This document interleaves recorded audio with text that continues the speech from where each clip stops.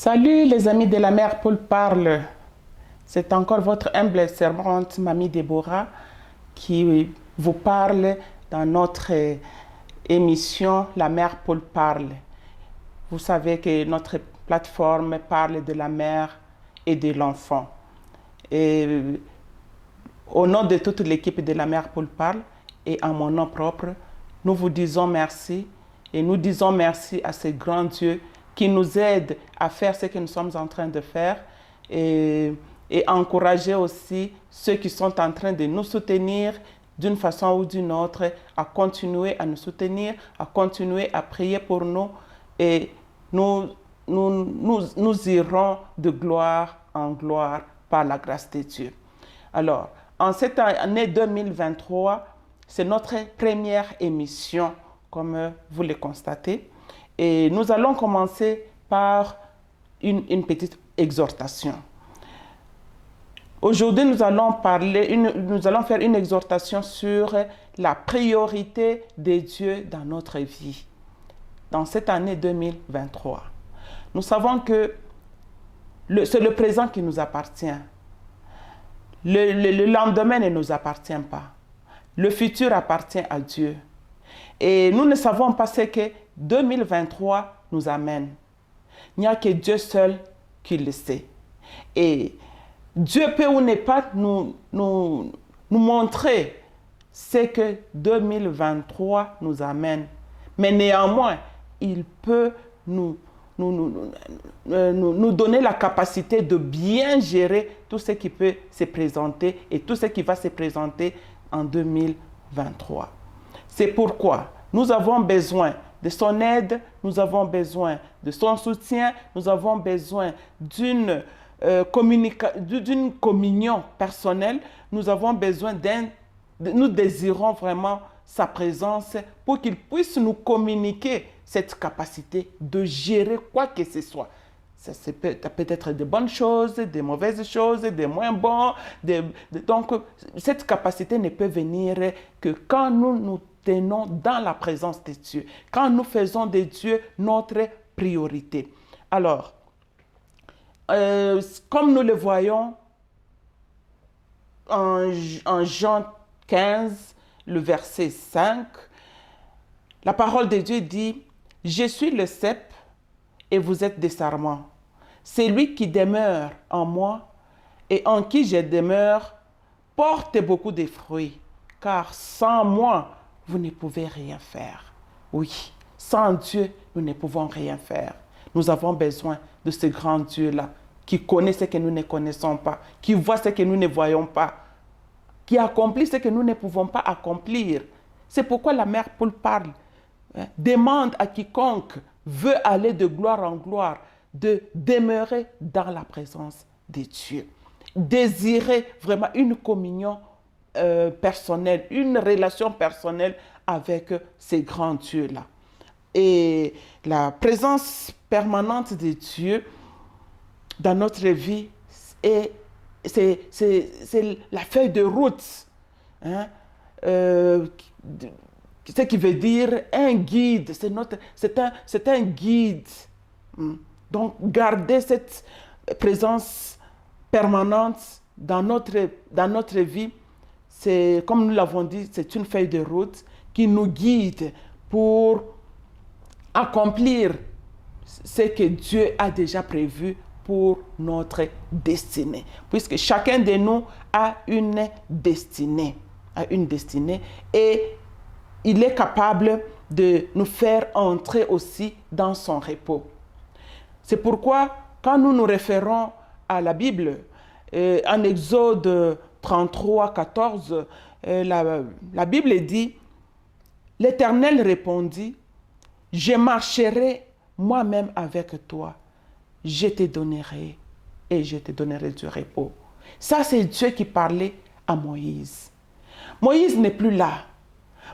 Le Moïse d'aujourd'hui, c'est toi mon frère, c'est toi ma soeur, c'est moi. Alors, le Seigneur lui-même, il est prêt à marcher avec chacun de nous et à nous donner du repos. Oui. Et nous avons intérêt d'avoir cette communion avec notre Dieu dans sa présence. Et quand nous parlons du repos, le repos de Dieu, nous pouvons entendre par le repos de Dieu le salut, l'amour, la paix, la joie, la richesse, tous ces dons, c'est tout ce qui peut concourir à notre bien-être. Oui, c'est ça le repos. C'est ça la volonté de Dieu, de nous donner son repos. Et quand nous parlons du salut, nous sous-entendons la délivrance et la libération de tout mal qui bloque notre vie. Oui, la vie, elle n'est pas aussi facile qu'on le croit. Non, il y a des choses qui bloquent nos destinées. Il y a des choses qui bloquent nos vies, telles que le péché, telles que la condamnation de l'enfer, telles que les esprits méchants, comme la haine, la jalousie, la sorcellerie, l'occultisme, des maladies démoniaques, les esprits de mari de nuit, de femme de nuit, le fétichisme, donc la mort prématurée, la mort subite, la mort dans toutes ses formes. La mort, ce n'est pas seulement la mort physique. Dans la mort, nous trouvons la mort financière, la mort spirituelle, la mort matérielle, même la mort physique. Oui, c'est-à-dire que la mort englobe plusieurs facettes. C'est pourquoi nous avons besoin de la délivrance. Mon frère, ma sœur, cherche la délivrance de ton âme. Cherche le salut de ton âme. Oui, puisque c'est le salut qui nous introduit au fait dans la gloire. Oui, et vraiment, c'est très important que nous puissions chercher d'une manière ou d'une autre la délivrance. La délivrance, oui, puisque sans la délivrance, on sera toujours bloqué, on va toujours pleurer, pleurnicher. Pourquoi? Parce que la destinée, l'accomplissement de la destinée n'est pas là. Donc c'est bloqué quelque part par des méchants, par une main noire. Alors, mon frère, ma soeur, en cette année 2023, qui est encore à l'aube, cherchons vraiment, désirons avoir la délivrance. C'est ça même la clé pour l'accomplissement de notre destinée. Chacun de nous a une destinée à accomplir. Quand nous allons dans Éphésiens 2, le verset 10, que dit la parole de Dieu? La parole de Dieu dit que nous sommes son ouvrage, ayant été créés en Christ Jésus pour des bonnes œuvres que Dieu lui-même a préparées d'avance afin que nous les pratiquions. Mon frère, ma soeur, est-ce que tu connais déjà la raison d'être, ta raison d'être ici sur terre? Le pourquoi Dieu t'a créé? Puisqu'il nous a créés pour des bonnes œuvres que lui-même a préparées d'avance. Le fait qu'il a préparé ça d'avance, nous ignorons ça. C'est à nous maintenant de chercher à connaître, de demander, d'être dans la présence de Dieu pour demander, Seigneur, qu'est-ce que tu as préparé d'avance, avant que je ne sois même né? Qu'est-ce que tu as préparé pour que je puisse accomplir cela? Et par l'aide du Saint-Esprit, tu pourras avoir la révélation de ta raison d'être. Et pour accomplir cette raison d'être, qui est la destinée, c'est ça qu'il faut chercher, vraiment la délivrance. Oui. Alors, nous allons donner quelques cas, quelques personnes, les noms de quelques personnes dans la Bible que Christ Jésus lui-même a délivré. Et nous allons voir, nous voyons dans les Écritures comment ces gens, à partir de la délivrance, ils étaient entré dans le repos de Dieu, était entré dans la gloire au fait. Nous pouvons prendre le cas de la délivrance de la femme qui était courbée, hein, dans la synagogue. Il y a une femme pendant 18 ans, il y a un esprit impur qui l'avait maintenue, courbée, vraiment courbée. Elle ne pouvait pas donc jouir de son existence comme tout le monde sur la terre. Mais Christ Jésus, par amour, par compassion, l'avait délivrée. 18 ans après, elle s'était redressée, elle pouvait marcher maintenant comme tout le monde. Et voilà, elle était entrée dans son repos. Yeah. Nous pouvons aussi prendre l'exemple de Marie de Magdala. Marie de Magdala, Christ Jésus l'avait délivré de 7 démons. 7 démons. Et après sa délivrance, nous voyons comment elle était entrée dans la gloire. C'est-à-dire qu'elle était restée au pied de Christ Jésus. Et nous savons que la fin de Marie de Magdala, elle avait fini par être la première évangéliste, hein, après la résurrection de notre Seigneur Jésus. Puisque c'est à elle que Christ s'était montré, c'était apparu après sa résurrection. Et c'est à Marie que Christ Jésus avait demandé d'aller annoncer aux apôtres qui étaient cachés, enfermés quelque part par peur. Alors, nous voyons que vraiment, la délivrance de Marie Magdala, sa vie n'était pas restée la même. Nous pouvons prendre aussi le cas du fou, c'est lui qui était le fou de Gadara. Le monsieur qui était au cimetière, en train de se couper, de se déchirer le corps. Il était là, on lui mettait les chaînes, il pouvait couper, il avait une force démoniaque qu'il coupait même les chaînes qu'on l'attachait. Et il vivait dans les cimetières. Vous savez qu'un homme normal ne peut pas aller vivre au cimetière. Et ces messieurs-là, à la rencontre de notre Seigneur Jésus-Christ, il a été délivré. Il était devenu, donc il était délivré d'une légion. Une légion, c'est plusieurs démons, plusieurs mauvais esprits. Alors, et nous voyons que après sa délivrance, il était entré dans son repos. Il était devenu l'évangéliste. Il était allé, Christ lui avait donné maintenant le mandat d'aller évangéliser 10 villes. Ah, vous voyez, la délivrance, c'est quelque chose que nous devons vraiment désirer. Et nous voyons aussi la femme à la perte de sang. Une femme qui a perdu son sang, qui a saigné pendant 12 ans. Ce n'est pas mince affaire.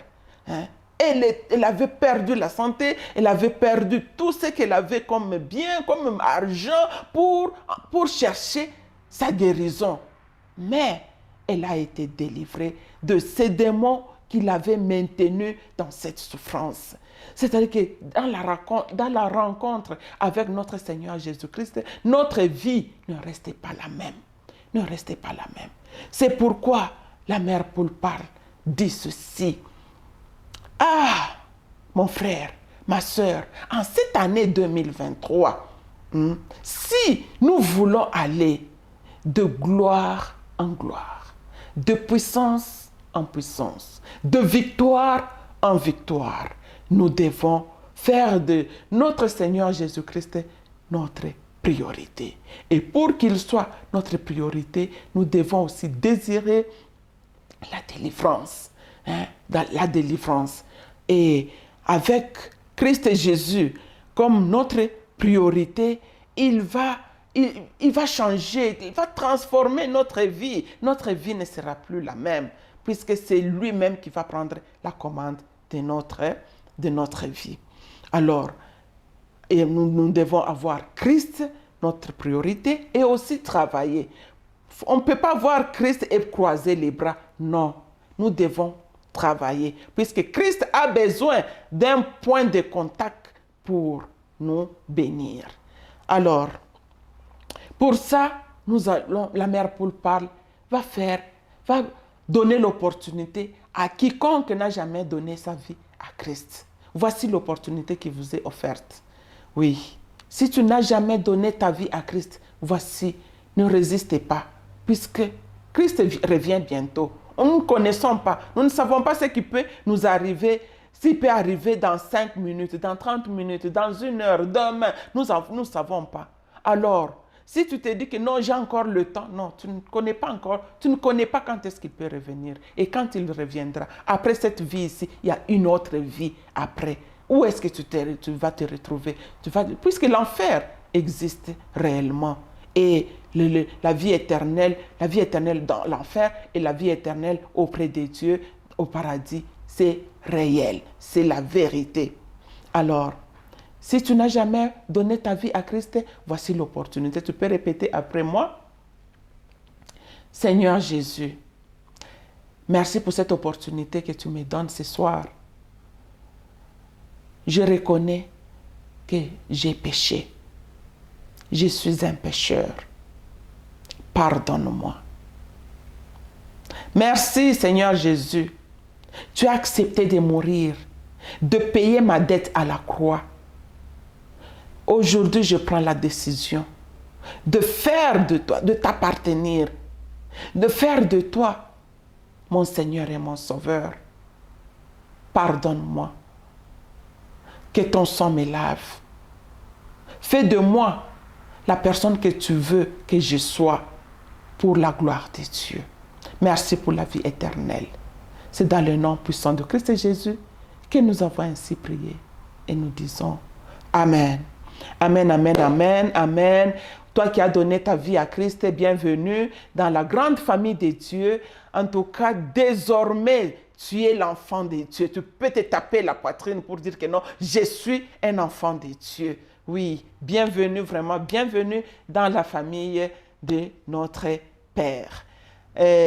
Aujourd'hui, les anges sont en train de jubiler, sont en train de vraiment de fêter. Quand tu avais fait un deal de 1 milliard de dollars ou bien 1 million d'euros, non, il n'y avait pas de fête au ciel. Mais le fait que tu as donné ta vie à Christ, aujourd'hui, il est devenu ton Seigneur et ton Sauveur.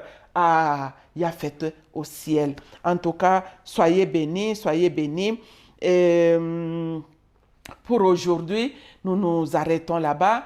À la prochaine émission, nous allons parler du réveil. Nous allons parler sur le réveil de la prise de conscience d'une femme. Vous savez que dans notre plateforme, nous parlons de la mère et de l'enfant. Mais nous touchons aussi à tout. En tout cas, nous touchons à tout. Mais dans notre prochaine émission, nous allons parler sur la prise de conscience d'une femme. C'était votre humble servante Mamie Déborah dans notre émission La Mère Paul parle. Soyez bénis, partagez, restez connectés, que Dieu vous bénisse.